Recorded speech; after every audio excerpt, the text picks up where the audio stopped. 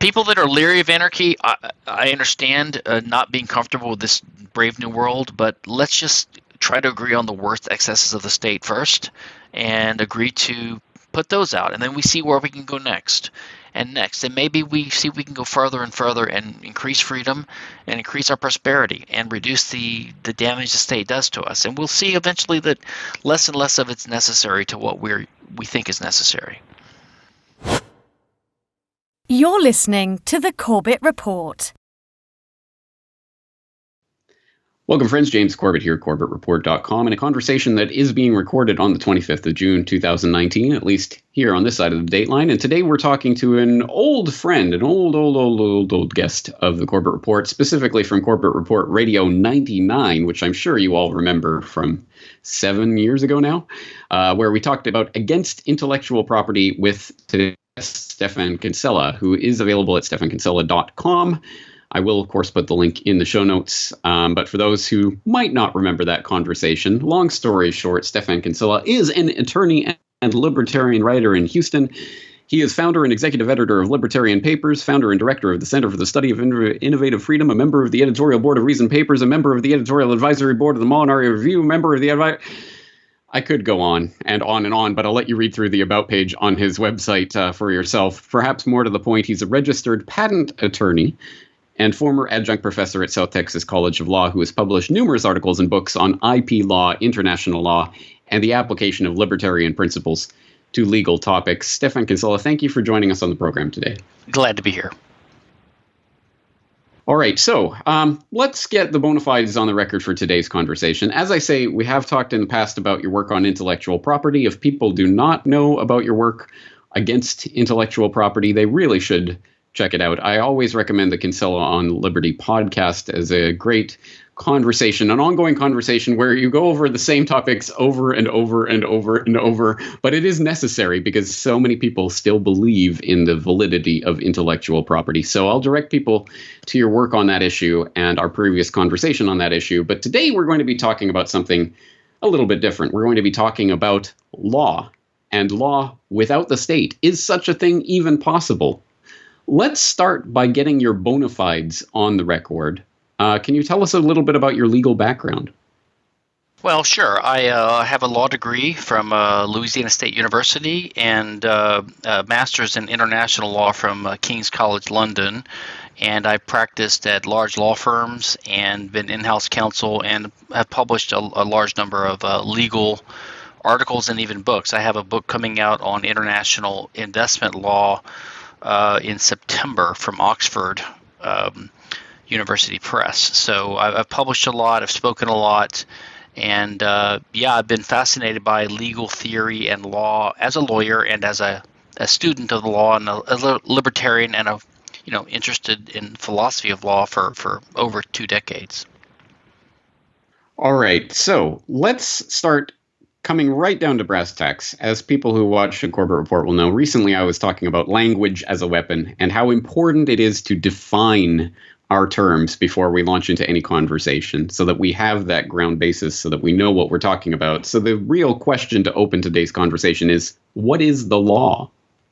Well, that's a really good question. In fact, the word law, if you think about the word law, it's used in many different contexts, right? So we talk about moral law or the law of gravity. So we talk about physics laws. In economics, we talk about the laws of economics, like the law of supply and demand. And in the what you could call the legal law, the law we're used to using the word law for, we basically mean a body of rules that prescribe what human behavior is permitted or compelled and enforced by some kind of social punishment or force. In today's system, we think of legal law, as being the set of rules announced by a legislature of a government or of a state. This is the way people are used to thinking of law. Law didn't really originate that way, and that's a fairly recent way of thinking about law. It's been, I would say, corrupted and distorted and monopolized by the government or by the state in the last 100, 200 years to the point where everyone, even people in the government, everyone has this sort of misconception of law as being a statement of an issuance of decrees by a sovereign, basically by the legislature or the government, that tells you what is wrong and right, what's permitted, what's not permitted. So we think now of today of law as what's written down in the books, announced by a legislature, and what you're told you can do. So we think of law now as rules announced by the government, but that is not the original concept of law, and it's not the essence of law. Now, let's dwell on that for a moment, because this is, I think, the first mental obstacle that we come to when we talk about the subject of the possibility of law without the state. If law and the state and pronouncements of a legislature are wedded in people's minds, then obviously this is some sort of contradiction in terms. How can you have law without the state if the state is what gives law? So when and how did this confusion begin to arise? What are the legal traditions that law came from, and then how did it get corrupted by this idea?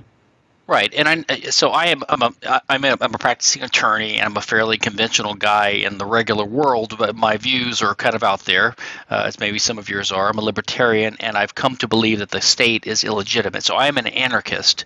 So my views are colored by that, or maybe they developed along these lines. But so I'll try to put it in terms that more regular people can understand the kind of conversation I have. But law is basically originally a set of rules that help us live together, because we live in a world where we can have conflict or disputes, because we live in a world of scarce resources.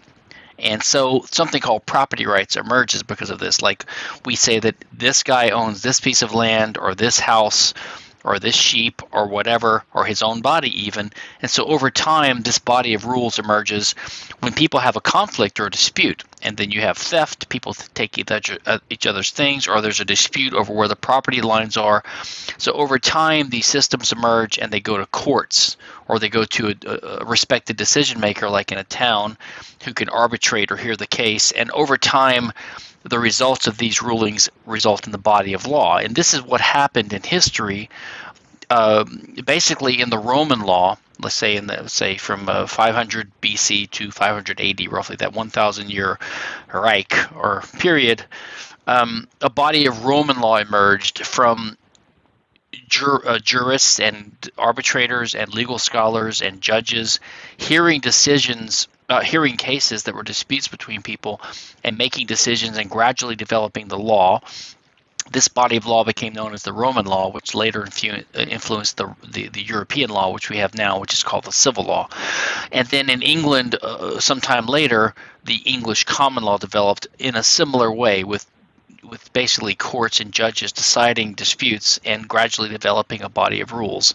So you have this body of rules emerge, which basically you can think of as property rights, because all law is property rights. So law emerges as a practical response to the possibility of conflict among people, combined with their desire to live among each other as peacefully and harmoniously as possible, to cooperate, to trade, to know who owns what, to know which property is owned by whom, etc. So that's what law is. Over time, because you have states in control, and you have kings and sovereigns and monarchs, they make exceptions. They make exceptions for themselves. They start monopolizing things. There's actually a really good article on this from the Review of Austrian Economics. It's on hanshoppe.com. It's by Hans Hermann Hoppe, and it's called Banking, Nation States, and I forget the subtitle, but he traces out the process by which the government slowly monopolizes different facets of life to gain more control over what people do and to entrench its own control. And it basically takes over different institutions of life. It takes over the institution of communication, for example. We see that even now with the internet, the government trying to do that. We see that with the mail service, for example, and the FCC controlling the airwaves, right? It takes over transportation, like the roads. Everyone thinks of roads as public. In some countries, it takes over medical care and health care, right? Most people think of healthcare as a government-provided service now. It takes over money, which is a very crucial thing. The government gradually monopolizes money. All these things are private institutions at first: healthcare, roads, communication, transportation, travel, and money emerged like as gold. And the government slowly takes over these things. And of course, it takes over law too. It appoints official courts. It starts having legislatures who can change what the law is. One benefit of having a court system is that even if they're government courts, the primary function of law and the primary function of judges is thought to be to do justice. In a given case, when two or more people come before you and they have a dispute and they need a resolution, the judge tries to do justice. He doesn't always get it right, but he at least looks at what's been done before. He looks at the body of rules that everyone's relied upon. He takes evidence and testimony from witnesses, and he tries to make a decision, or maybe the jury does it, but basically you have a decisional tribunal that makes this decision. And the point is that the role of a judge is to do justice. That's where the word judge comes from, to a judge, to do justice. The whole point of law is to do justice, to give someone what they deserve, to make the right decision. Same thing in the Roman law and in any court system. But over time, when you have more and more statutes or legislation become law, then they start overwhelming the body of private law that was developed in this previous way that was aimed at trying to reach justice, and it becomes just what the government writes down. Now, Americans, for example, they're proud of having their written constitution. Now, that was a novel thing at the time. There's something called the English Constitution, which was unwritten rules of how the government worked together. The U.S. wrote it down. There are some benefits to that. There are some benefits to writing down the law in a code, like the civil codes in Europe. But when you start seeing law as whatever is decreed by the government, over time, people start thinking of law as whatever the government says you should do, and they become more subservient, more docile, and then they will bow down and accept taxes and regulations that they never would have accepted from a judge in a case. And so it in a way, it's like democracy. Democracy sounds good, but the government is able to tax people more because they can tell people don't complain because after all, you're the government. You got to vote. So by giving people these sort of meaningless paper rights, they're able to do more to them. And the same thing is with legislation. The government, by legislation, can say, well, it's a law that you have to comply with the Americans with Disabilities Act, or you have to be conscripted for a war, or you have to pay your taxes, or you have to comply with the federal mail services monopoly, or any number of, or marijuana, anti-drug laws, things like that. All these things are possible only with legislation. They're almost inconceivable to have emerged from a mere judge deciding a dispute between two actual parties. So over time, the emergence of democracy, as Hans Hermann Hoppe calls it, democratic lawmaking. So what we have now is what I would call lawmaking according to what democracies do. In the older systems, legislation was more of an occasional thing that interfered with the common law, but it was seen as an intrusion and a special exception. Now it's the dominant form of law, or at least most people think of it. Even libertarians and people that are so-called anti-government protesters, like the people that think that the income tax is wrong and not even legal, like in the U.S., their argument, it will be, show me the law. They want you to pull out a statute book and show them the section and title number where the law says that it's illegal to evade income tax. And by the way, you can do that. But the point is that their first instinct is to ask for a written down something from the Congress. So they're thinking of law as whatever the government decrees. And that has led to the idea that law is not objective, it's not fair, it's just whatever the government says, and therefore we might as well lobby the government through our special interest groups to get the government to push the law in our direction, because after all, every other special interest group is going to do that too. So it leads to this mad scramble for a piece of the pie. So basically, legislation should be seen, I believe, as an intrusion into the law and as a perversion of law. Law should be seen as the body of legal rules developed in an attempt to let people live together harmoniously, not in just an arbitrarily decreed set of rules issued by a democratic legislature. Right, that's an interesting point that you bring up. If only the 16th Amendment was ratified in the right way and did the right thing, then an income tax would be fine. As long as they did the right magic ritual in the corridors of power, then we can accept it as the law. That's an interesting point, because even the people who are supposedly going against this are, in a way, accepting the fundamental premises of the argument. But let's back up a little bit. In that description, you used the words private law or private courts to talk about the courts and the operation hearing cases as opposed to the statute law. But in what sense can we use the word private in that case? Because clearly courts throughout history have been appointed by kings and queens or lords or people in positions of political authority. And that is supposedly, I would imagine, in most people's minds, what gives these courts their actual authority. Right. Well, so the term private law, as I would use it and some would use it, so there'd be two different senses. In conventional legal terminology, private law just refers to the body of legal rules that apply to private transactions. So you could think of it as contract law, divorce law, marriage law, property law. That's called private law. So it means the body of rules that have been developed to deal with private interactions, as opposed to criminal law or public law or administrative law of the state. And those rules that we have even today in the Western world, say in the U.S. and the British colonies, and the Commonwealth, is based upon rules that were developed in the common law and are largely just and libertarian. They've been intruded upon and limited by statute. So, for example, the basic rule would be contract would be respected, and private property rights would be respected, and so you could therefore have a loan. And so you can have a promissory note and have a loan, but then the government might say usury is illegal with a statute or with some kind of royal decree. So they will have intrusions onto what you can do. But by and large, the body of private law was actually developed. And even when it's embodied in statute now, you just had the legislature of a state take the body of legal rules that was developed in a decentralized legal system.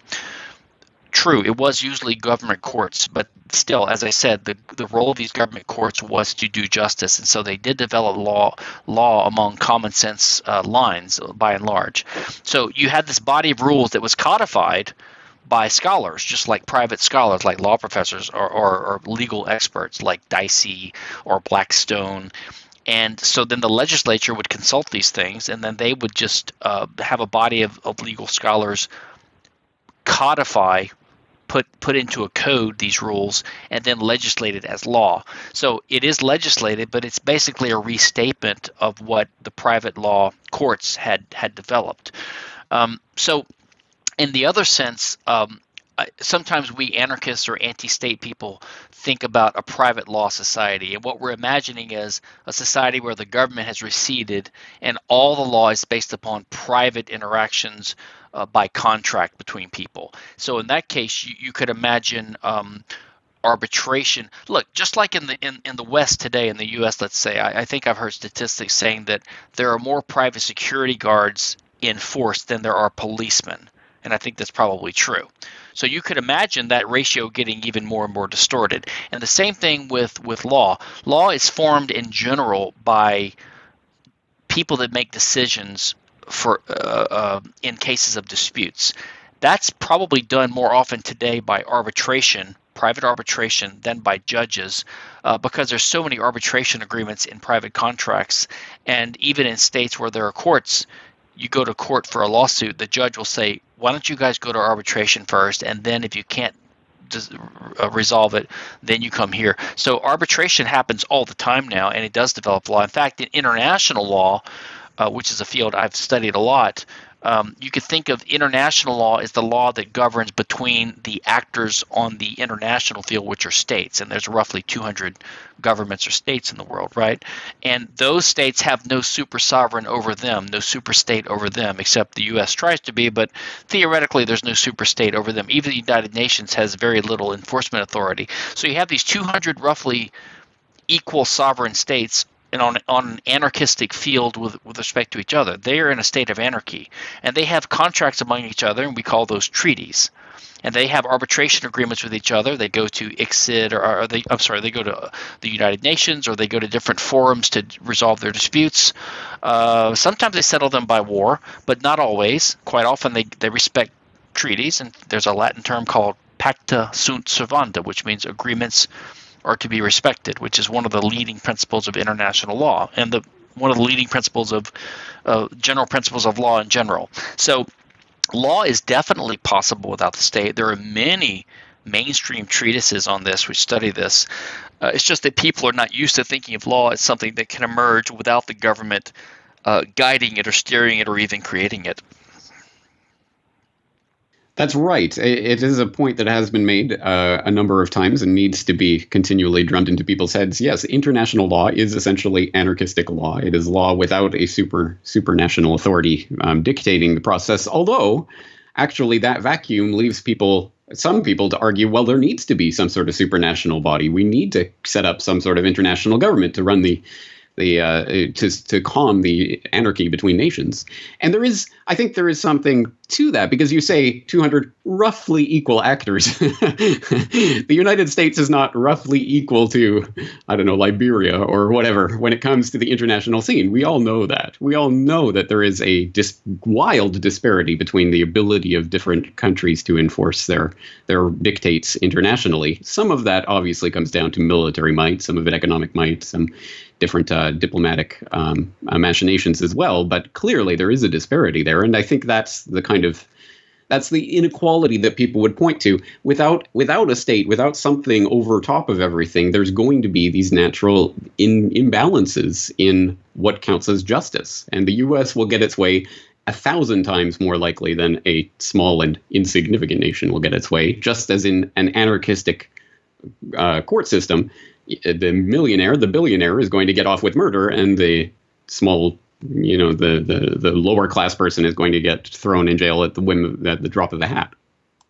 True, and the realities of physical ability and bullying can't be erased totally. But the fact that, on paper at least, even the U.S., which is the mightiest state in the history of the world, gives lip service to international sovereignty of the other nations. I mean, the U.S. could, this is going to date this show soon, but, with this dispute with Iran recently, the U.S. could have easily bombed or even nuked Iran in response to their shooting down the U.S. drone. But they didn't, and partly the reason they didn't was because of this international community's uneasiness with invading other countries' sovereignty without a really good reason, and that's international law in action. And I think international law does... Look, a lot of libertarians are against the United Nations because I think there was a fear in the 50s and 60s, this communist fear, this internationalist ambition, theory of fear of the communist international ambitions, and fear of centralization, fear of losing sovereignty, and fear of losing the decentralist aspect of the international system, fear of losing American power, let's say, to the international scene. That's dissipated. I don't think many people are worried anymore that the United Nations is going to absorb the U.S. The concern's the other way around. So given that concern has faded, the existence of the United Nations as a forum for countries to at least potentially go to instead of going to war has, I think, only been a good thing. It's bureaucratic, and it's got some socialistic aspects to some of their aspirational treaties and UN declarations and things, like the Declaration on Human Rights, which has all kind of socialistic things in it. But basically, the idea of having some kind of, people have ambassadors with each other. They have the ability to settle disputes in a neutral forum, going to the International Court of Justice or something like that. I think that can't be a horrible thing. Anything that reduces or prevents the immediate resort to war or bellicosity can only be a good thing. So, and all this is because of this background view of law, this idea that there is a right and wrong, there is a certain sovereignty aspect. And by the way, not only is there anarchy between the 200 states of the world, there is, in a sense, anarchy within each state. This is one of the most fascinating articles. It was in one of the early issues of the Journal of Libertarian Studies, I think 1977, by Alfred Couzon. and it's called "Do We Ever Really Get Out of Anarchy?" And what he argues there is that imagine the American federal government, the state.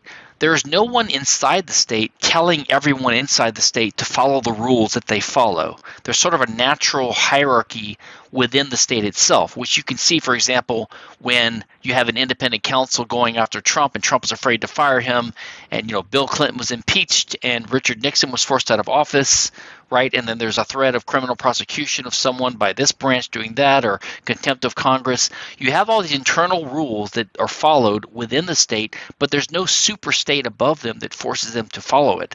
So the state follows a type of non-anarchistic rule that governs the actions of its own internal actors, which proves, according to Kuzan, that anarchy is never really exists, and that an anarchistic society exists and is always possible. The question is, what kind of anarchy do you want?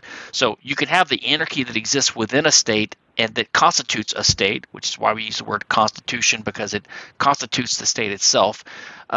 And it allows it to be basically an illegal anarchy or a criminal anarchy. Or you could have private anarchy, which we call a private law society, where people relate to each other primarily by contract and consent and voluntary interactions and trade and peace. So anarchy is definitely possible. The question is, what kind of anarchy do you want? And we libertarians are in favor of a libertarian anarchy. Right. Well, I should note that I couldn't disagree more strongly on the benign nature of the United Nations. Certainly having diplomatic channels to talk to each other is, on the whole, a good thing. But the United Nations as a body and its actual history and the way it was set up and the reasons it was set up and the Charter of Human Rights and all of those things are anathema to anyone promoting human liberty. So I couldn't disagree more strongly that the United Nations is a good example. I can't really disagree too strongly with that. My antipathy to the UN has abated, and I just don't. It's not the biggest enemy I see on my list. I just don't see a one world government as the looming threat, or if it is, it's because of the United States, not the United Nations. But they are in bed with each other, and the UN is in New York. So I'm not going to really defend the UN. Okay, well, let's bring this back down from the international geopolitical level back to something that people would have more of a day-to-day concern with. How does this function? How would a law without the state function in day-to-day life? And when you were talking earlier, you divided, for example, the private contract law model versus the statutory law model, and you were talking in that group, you included criminal law. And so I'm trying to conceptualize this in a way that makes sense to the average person out there. Are you talking about something like the O.J. Simpson murder case? Criminal law, he gets off and they don't convict him, but civil, he loses the civil case and a $25 million verdict from the jury. Is that the recourse people would have in law without the state to, say, a murder trial or something like this? We can get them in that punitive damages sort of way. How would police and actual restitution, punishment, how would that function without a state enforcement agency? Well, so opinions, of course, vary on this. I can tell you sort of my view and what the predominant view about this is. The current system is heavily distorted by the state model. In the OJ case is a good example. There's two parallel systems. There's the private law system. You could think of the civil trial, which was a question of was he liable for damages to the victims, and the jury said he was. Now in that case, because it's a civil trial, the standard of proof is just preponderance of the evidence. Like, what's more likely? Is it more likely than not that he did it or not? And the jury believed it was more likely, and I think most people do. In the criminal trial, the rule is the standard of proof is, and most people say the burden of proof, but the burden of proof is just who has the burden of proof. It means the standard of proof. The standard of proof is beyond a reasonable doubt, let's say, which is very hard to prove. You basically have to have no doubt whatsoever. And libertarians, we basically think that's an appropriate rule because it's the government trying to harm someone and basically kill them or put them in prison. So they have a very high burden to prove. So they should have to prove their case with a high standard of proof. So that's why you had the mismatch in that case. But most libertarian legal theorists and anarchist theorists, and drawing upon history as well, there have been periods of time where there have been roughly anarchist systems for hundreds of years. I think in Iceland and even in Ireland and other places where it was roughly an anarchist system. Most people think there wouldn't be two different systems. You wouldn't have a criminal system. In fact, in today's criminal system, it's if you hear about these cases, like the people versus O.J. Simpson or the state of California. So the victim is allegedly the state, which is why if we would have been convicted, he wouldn't have paid damages. He would have just gone to prison, which the taxpayers would have had to pay for anyway. So it doesn't really do any good. It might deter crime. It might incapacitate some people and prevent them from committing other crime, but it's not really a solution for the victims, which is what civil trials are for. So most people think that you would only have one trial. And the question is, would it be a criminal trial and no civil trial, or would it be the other way around? And I believe, and most people believe, that you would basically have a civil system with a restitution-based goal. So when someone commits a harm against someone, then they would get hauled off into some kind of private tribunal, or it would be held in absentia if they refused to cooperate, right? And there would be a decision made as to whether they had done it and whether they owe any kind of monetary damages, and they would be given an opportunity to pay that or to work it off, and then they could integrate themselves back into society after confessing, apologizing, paying their debt back to the victim as best they could. So in that way, you could at least see some kind of rehabilitation aspect of a private law system, a restitution-based system. Now, in some cases, it's true. Some people would be just so evil and so dangerous that restitution wouldn't be an option, and that's really not what the community wants. If you have a serial killer running around, at some point, these people have to be outcast or even executed. I think that would be reserved to very rare cases. I think I heard Michael Malice on his show recently interviewing the mother of Ross Ulbricht, who's in prison for the Silk Road stuff. I think Lynn Ulbricht is her name. And I think he had some observation I'd never heard before. Someone had said that the only people that you actually – because prison is such a horrible environment, right? It makes people worse. People get raped. They get killed. They come out more hardened criminals. The idea is that the only people you really want to put in prison are people that you should never let out. And I think that's a good idea. It's like someone commits a white-collar crime or some fairly low-level crime. Why should we be paying $50,000, $100,000 a year to put them in prison, to make them worse off, to make society worse off? It'd be better if we could somehow have a restitution-based system. So I do think that would be the model. Now, of course, in a free society, I also believe that we would have far fewer criminal laws. You wouldn't have tax evasion or marijuana sale, things like they wouldn't be illegal. So there'd be far fewer things you'd be in prison for anyway, or convicted of a crime for. And I think we'd be a much richer society. So there'd be less need to. I mean, why would you have to rob or steal if you can just go get charity and live fine or have a robot help? I mean, I think a lot of these problems would vanish naturally in a free, rich, prosperous society. And the very tiny amount of crime that remained could be handled with private security guards. Most people would have to have insurance because they would want it, because you don't have unlimited liability.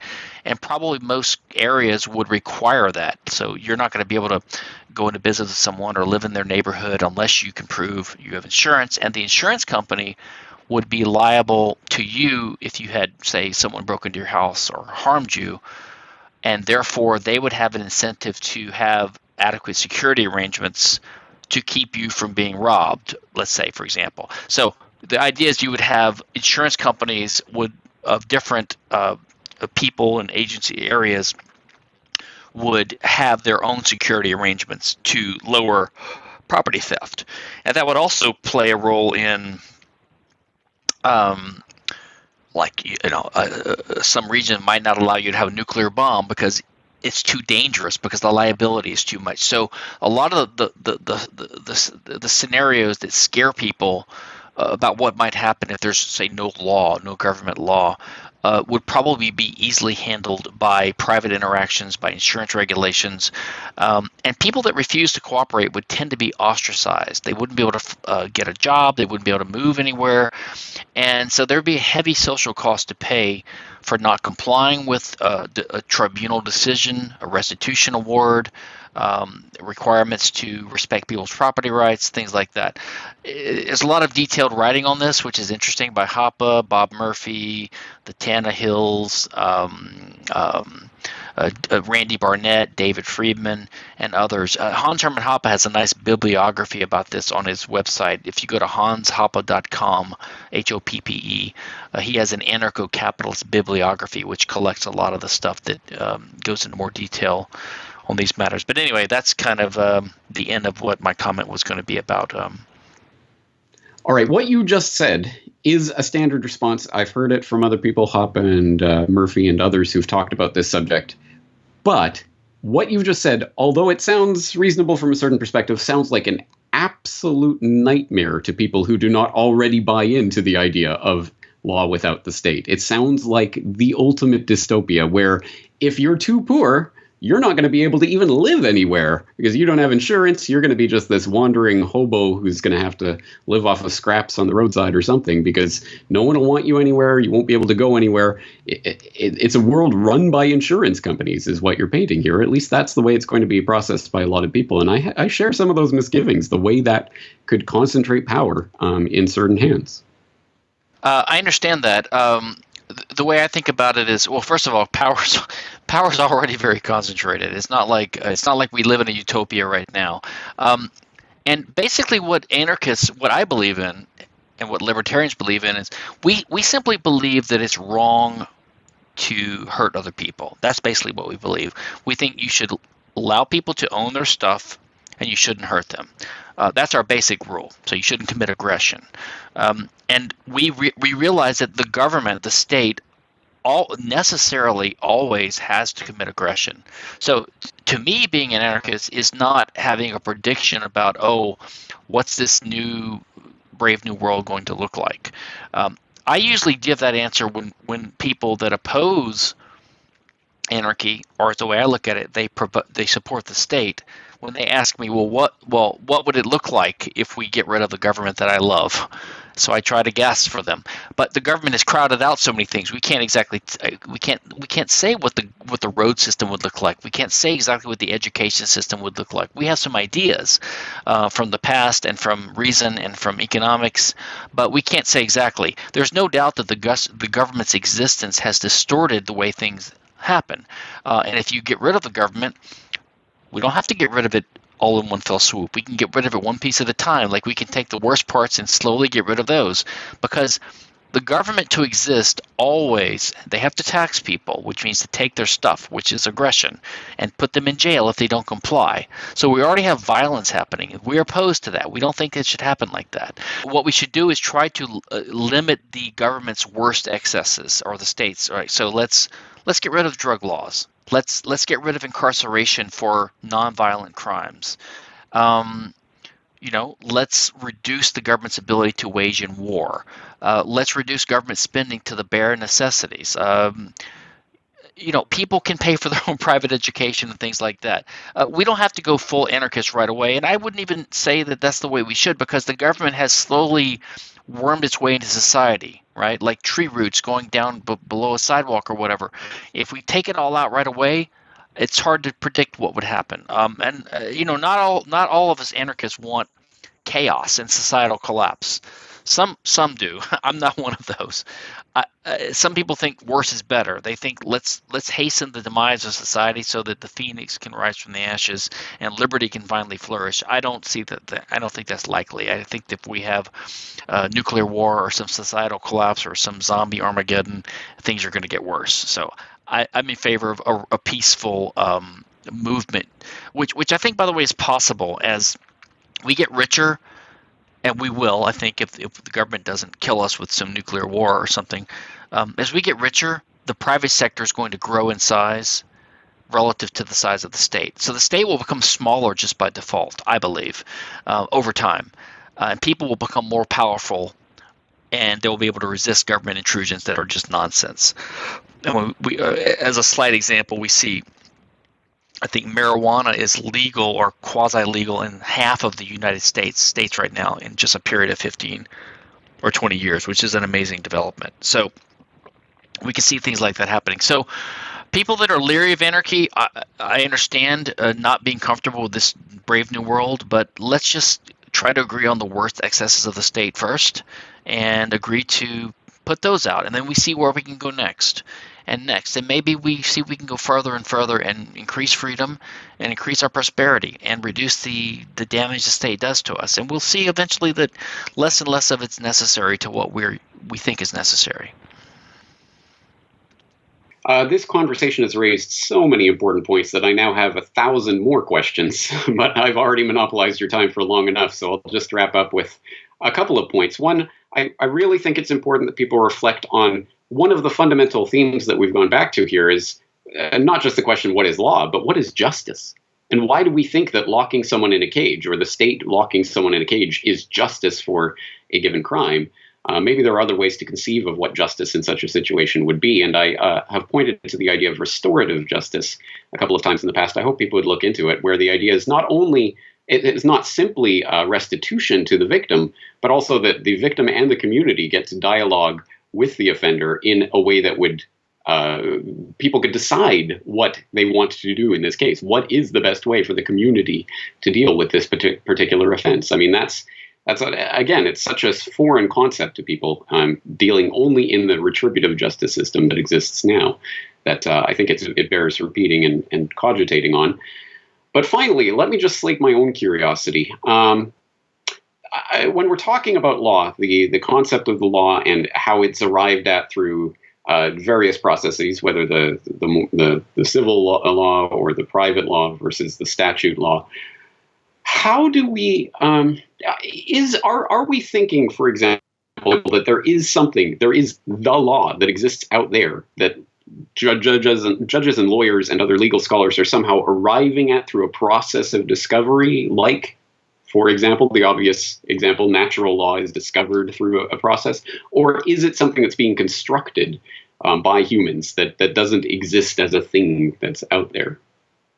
Well, I think it's basically natural law in a certain sense. A lot of people are leery of using that term now because it has connotations. It's associated with, say, Catholic Church or moral law as espoused by certain religions, which deviate from, say, just pure law itself. But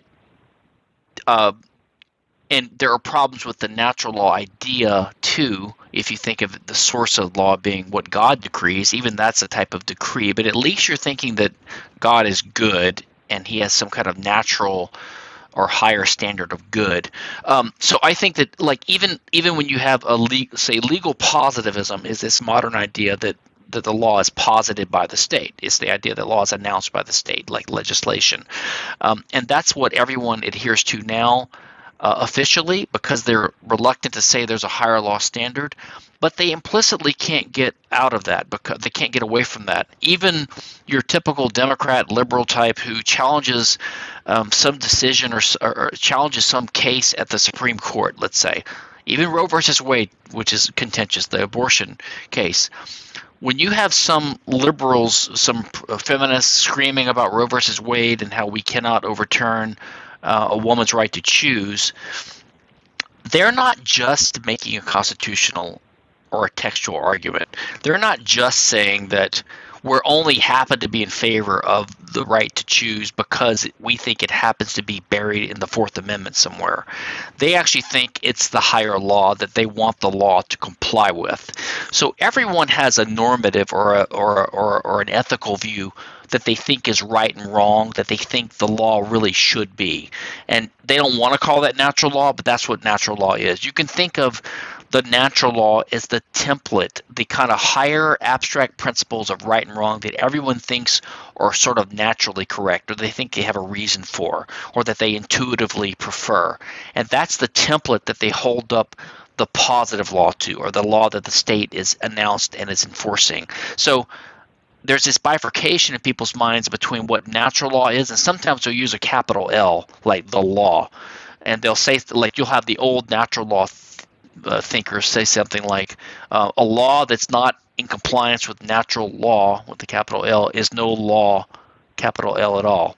What they mean is it's not a just law. So as a libertarian, I simply admit okay, some things are the law. It's illegal. It's against the law to sell cocaine. It's against the law to evade income tax. But as a libertarian, I think those are incompatible with, say, what our natural rights are. It's because they basically use force against people to outlaw some behavior that's not itself wrong behavior. So the law itself is unjust. So I think we should identify what the law is. You need to know what the law is to stay out of trouble, but then you can declare or identify some law as unjust law, and you can say that's the law that shouldn't be. So the law that should be the law is basically what libertarians think of as the non-aggression principle and all the implications from that: property rights, self-ownership, contract, live and let live, leave each other alone, respect each other's property, and all the ways we work that out in legal systems through the contract law, private law, wills and estates, and marriage and divorce law, and tort law, and even criminal law. So the law should just be the working out in concrete detail of these intuitive principles of justice that we have. And to the extent the government comes in and distorts and corrupts the law with a democratic legislature, democratically elected legislature, they can just sit down and decree the law to be whatever they want. And if they can do that, then what they say, there's no requirement that what they say be just. They can say whatever they want. They can say it's illegal to be Catholic, or it's illegal to be atheist, or it's illegal to be a Buddhist, or whatever, and that law is the law, but it's not guaranteed to be just anymore because it's not arrived at by a process that's even designed to ensure justice. So I think of the natural law or the moral law as the law that we can arrive at by resort to our commonly shared intuitions about right and wrong and justice, good and evil, right? And our reason can help us. That's the set of law that we should think of as a template to compare what the government's doing and what an actual legal system is doing. And to the extent it deviates and is not compatible with it, it's unjust and should be resisted or changed.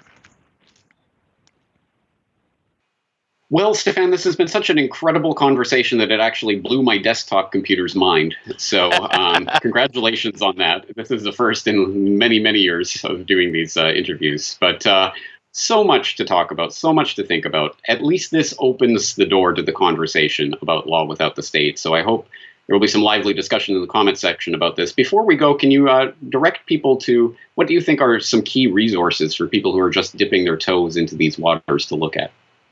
Yeah, and I'll send you a couple of links too. You can put in the show notes if you want. But I have an article, What It Means to Be an Anarcho-Capitalist. It's on my website. It's very simple. It kind of goes into what I think it means. And the bibliography I mentioned by Hans, it's on hanshoppe.com, is very good. It's an anarcho-capitalist bibliography. Lots of good reading in there. Morris and Linda Tannehill have a great book, The Market for Liberty. David Friedman's book, The Machinery of Freedom, is really good. Randy Barnett's The Structure of Liberty has a good chapter on, he calls it Imagining a Polycentric Legal Order, but it's about anarchy. Is good. And Bob Murphy has one called Chaos Theory. So there's lots of works that are very provocative. Bruce Benson has one called The Enterprise of Law. A new one that's about 3 years old is by Gerard Casey. He's an Irish libertarian philosopher who's got an amazing book. I'm trying to remember the name right now. It's his most recent book, and it summarizes in great detail like the Irish anarchist history for centuries. And of course, finally, Rothbard's For a New Liberty is great. That's really a good place to start. He talks about ancient Iceland and anarchic systems there. So there's a lot of resources like that, and most of those are listed in Hoppe's anarcho-capitalist bibliography. All right, excellent. Well, we're going to leave this conversation here today, but hopefully we can have you on when the technical gremlins have been worked out to further this conversation and perhaps to refresh my listeners' memory about intellectual property, because I've heard you do dozens and dozens of debates on that subject, and I've never heard you lose one of those debates. So I hope we can at least have you on to expound on that a little bit more in the future. Anyway, Stephan Kinsella, thank you so much for your time today. Thanks, James.